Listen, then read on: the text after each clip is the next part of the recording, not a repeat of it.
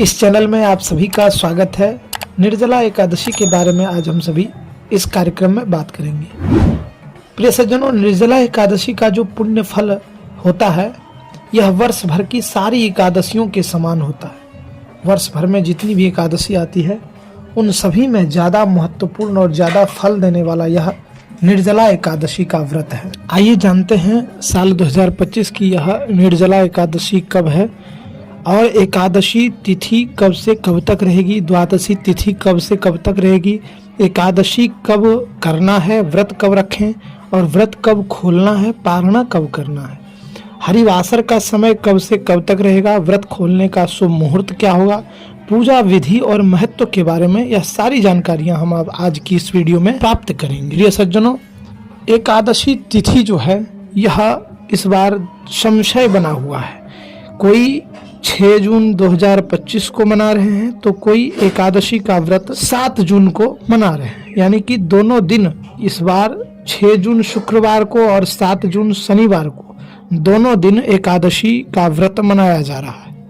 आइए इसके बारे में डिटेल्स में हम लोग जानते हैं। हमारी प्रकृति के आधार पर जल को जीवन माना गया है, लेकिन इसी जल को आज के दिन त्याग दिया जाता है, यानी कि जल को त्यागा जाता है और जीवन जल है, लेकिन इस एकादशी व्रत को जीवन मान करके इस दिन जल का व्यक्ति त्याग कर देते हैं।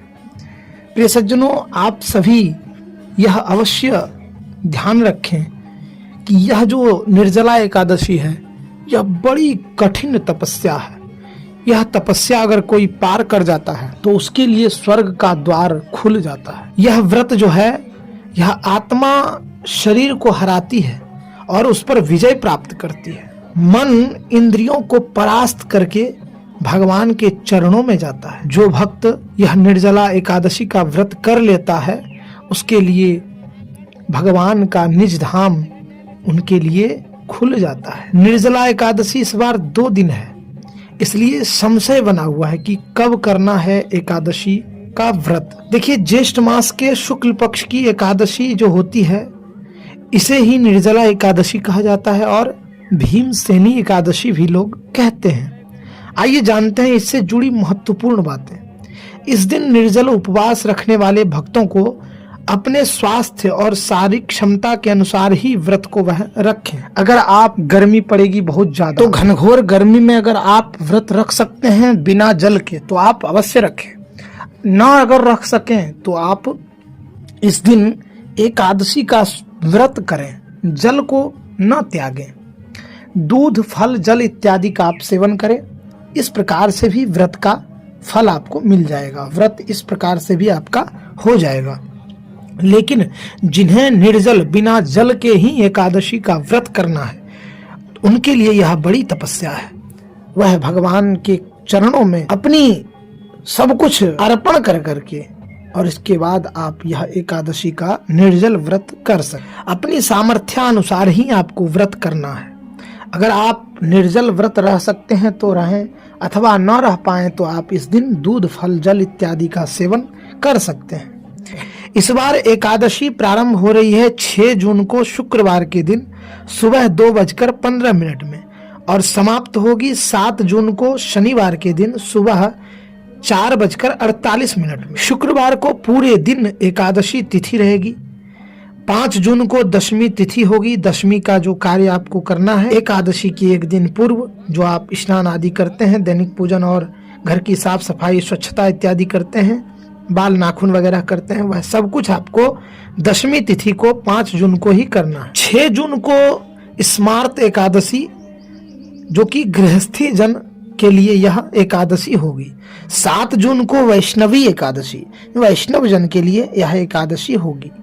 2 दिन जब भी एकादशी पड़ती है तो इसी प्रकार से एकादशी का व्रत मनाया जाता है। उपवास 24 घंटे की ही होनी चाहिए। अगर आप 24 घंटे से ज्यादा उपवास रखते हैं तो वह एकादशी का व्रत आपके लिए मान्य नहीं होगा। इसलिए 24 घंटे की ही एकादशी की व्रत की आपको उपवास रखनी है।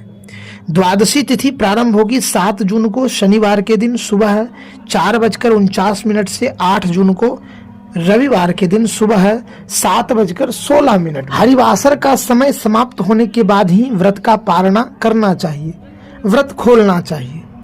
तो हरिवासर समाप्त होगा 6 जून शुक्रवार को सुबह 11:26। 6 जून शुक्रवार को इस बार भद्रा भी रहेगी। भद्रा दोपहर 3:30 से अगले दिन 7 जून को 4:48 तक पाताल में भद्रा रहेगी। जो लोग 6 जून शुक्रवार को व्रत रखेंगे वह 7 जून शनिवार को दोपहर 1:43 से 4:30 तक व्रत का पारणा कर सकते हैं, व्रत आप खोल सकते हैं। जो 7 जून को शनिवार के दिन व्रत रखेंगे उन्हें 8 जून को रविवार के दिन सुबह 5:23 से 7:16 तक वह व्रत का पारणा करना है, उनको व्रत उनको खोलना है। दैनिक पूजन इत्यादि आप जिस प्रकार से करते हैं उसी प्रकार आपको सारे कार्य करने हैं, स्नान आदि दैनिक पूजन करके। इसके बाद व्रत का आपको संकल्प लेना है, निर्जल व्रत का संकल्प ले लें और आप जिस प्रकार से भी व्रत रह सकते हैं आप उस प्रकार सामर्थ्य अनुसार आप व्रत